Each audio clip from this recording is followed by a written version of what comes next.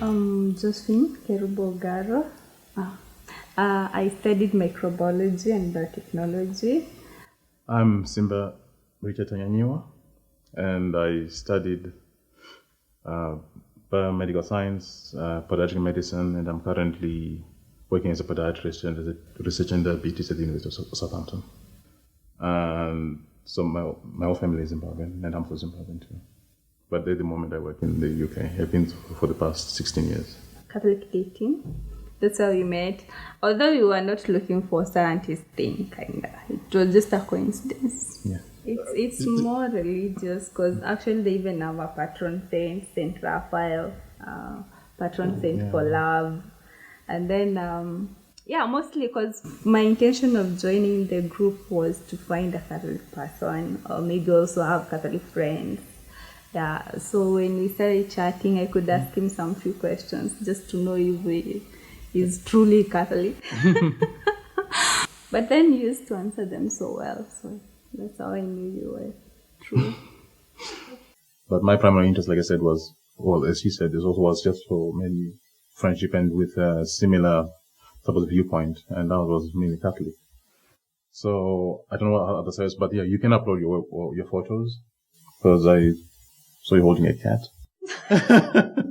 And actually, I'm allergic to cats, and I was thinking, oh no, And we found that we had lots in common, and when we had challenging questions which we were faced together in our daily lives at work, the way we approached them or addressed them, even if we may have come up with different answers, it was always based on biblical and Catholic principles. Initially, it was just through texts. I mean, we leave messages, but it very, very quickly moved on to text and WhatsApp.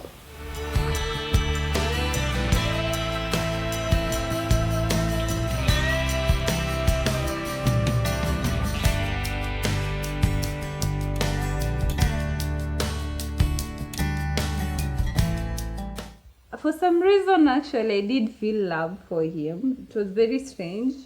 But then when he kept telling me, oh, I love you, then I was kind of doubting at some point.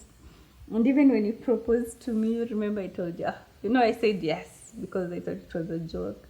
And then now he was so happy. Oh, thank you. Then I realized, okay, he was serious. There was those concerns.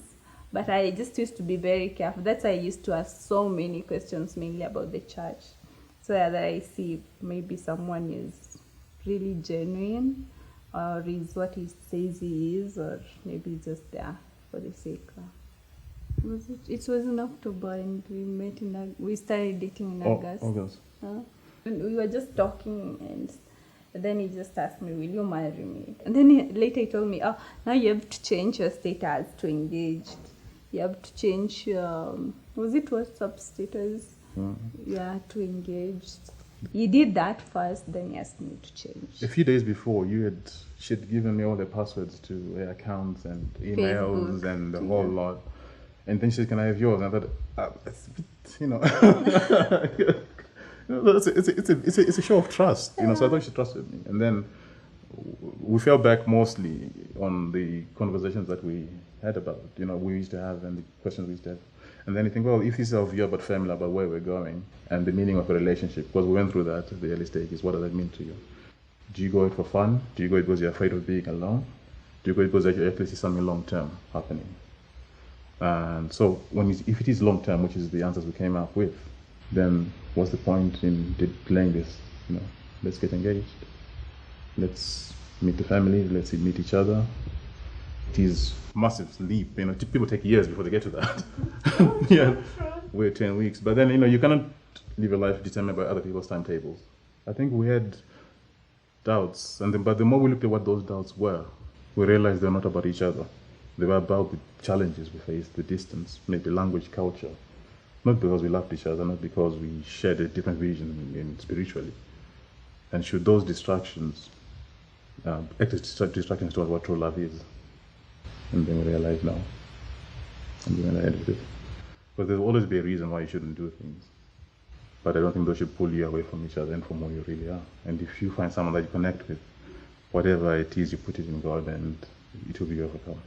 I mean, the challenges were insurmountable. We thought they were insurmountable. Tremendous. And then he says an act of faith, we just said. Bridal in conjunction with muffins, providing you a gift set.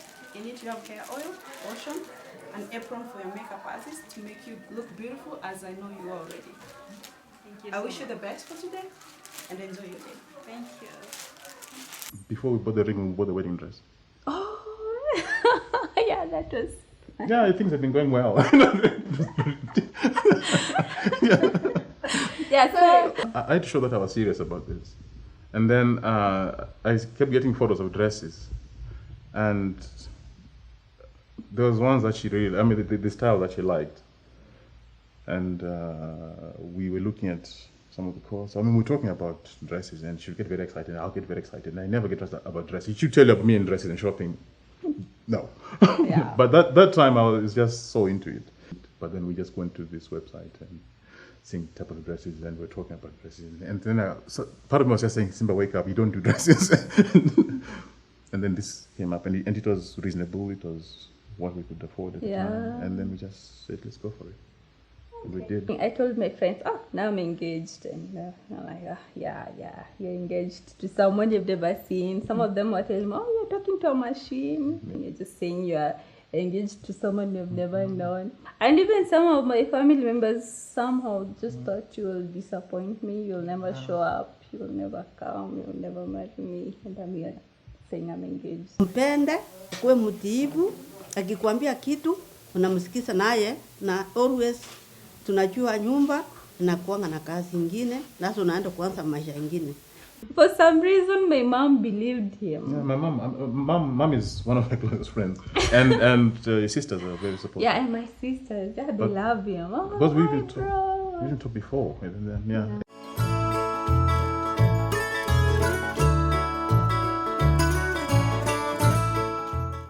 When it came to the wedding dress, it was just a no-brainer, really. Yeah, that's it. And actually, I got it in January. Yeah, because there were delays in shipping. Then the company which was making the dress went broke, and then thought, oh, maybe they're one of these corn companies, and Yeah, we got scared by it. yeah, but you got you.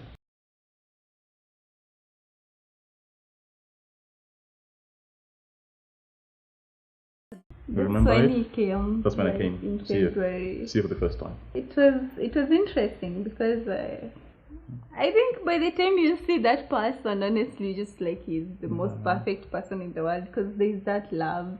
But appearances don't matter. Yeah. Don't matter. Because I saw her first and I thought, oh, she's stunning. You do have some expectations, but it's just thinking, what will she look like and what will she do when she sees me? You know, because I think, oh, she's Kenyan, so she must run fast. So I won't catch her. No chance. So You were just praying I don't run. yeah, just don't run. Oh, we went to church, and then later after church you asked me, you pulled me aside and then you asked me, oh, if you want to change your mind, I will understand. Because she's so polite, you know, and she said, you know, don't be diplomatic if you really feel, you know, I'll get you a hotel somewhere in town. And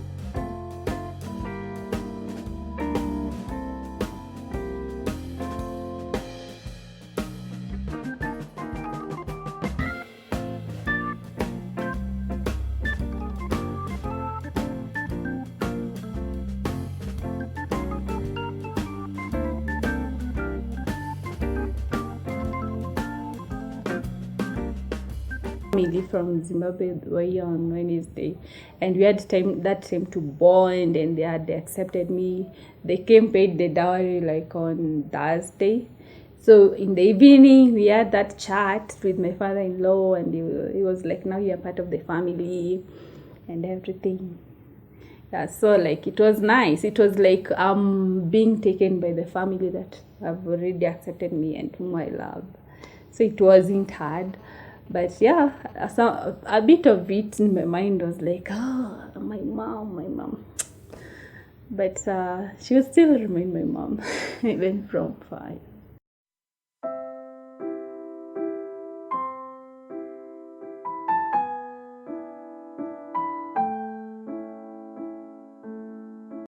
Basically, like we had talked about this vows before with Simba. When we did our registrar's marriage, we talked about it, and then we were like, I didn't even feel like I made vows, it was, I just like the vows we make in church, like the ones for better or for worse, for richer, for poorer, and everything. And I felt like when I was making them, they were like, now these are real vows, like something that will bind me for life. Yeah, something we'll live by. Yeah, so the vows part was very, very important for us.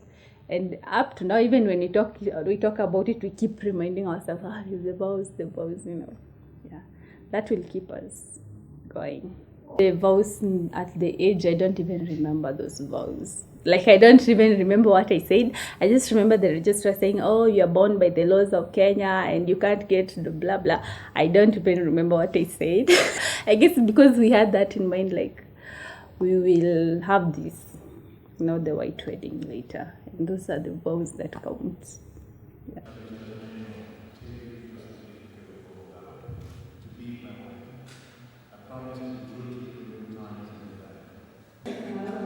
I love you and honor you all the days of my life.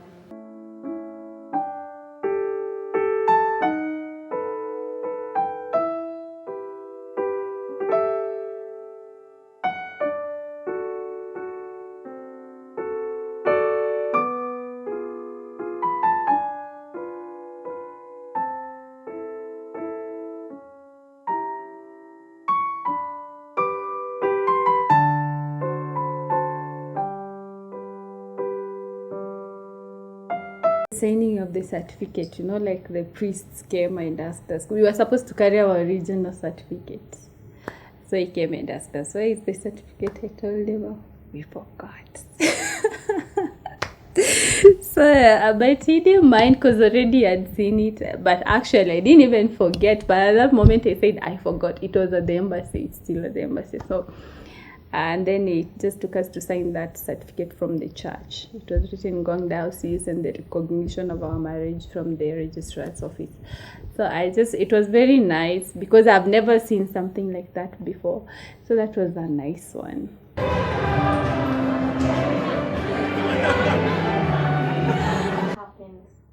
Walking out of church, we had planned like a song from Zimbabwe to walk out from church, but I don't know what happened.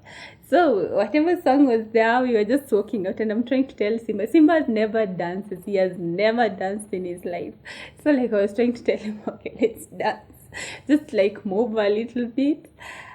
We were trying, and the song wasn't that energetic like that one. You can move around, but we tried to make it work. So we walked out, and the plan was to do just a few photos at church, and then we go to the reception, finish reception by 5, and then we can do the photos at the reception place because it was beautiful. Like that's the most beautiful place we could find in Rongai.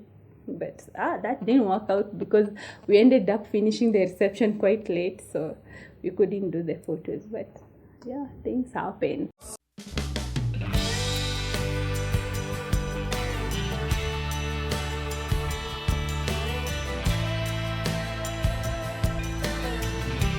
When Simba left, I packed my dress in his suitcase and I told him to go with it.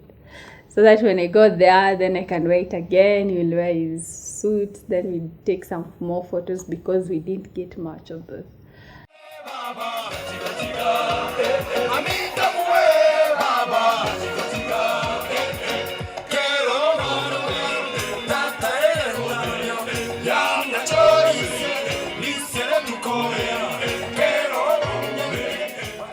John, most of the people whom I talked to, they were like, we had fun. But as we were late also from the photo shoot, so when we got there, that was fun. Simba has never danced before, so when the MC was telling him to dance with one leg, I was like, yeah, right, you got him good. So yeah. I last saw my brother when I was 16. Now I'm 32. I'm married, I've got 2 kids. It's been that long. So love is so powerful. So I know it is because of his love for his wife that has made me see him in Africa after 16 years. Yeah, so the speech from the brother Trust, that was moving because he was saying love is a very powerful thing because it made him meet the brother after 16 years. That was very, very emotional. Yeah, I couldn't imagine that, but yeah, because of love now they meet, and I guess we'll be seeing them very soon, and it will be now frequent from now on.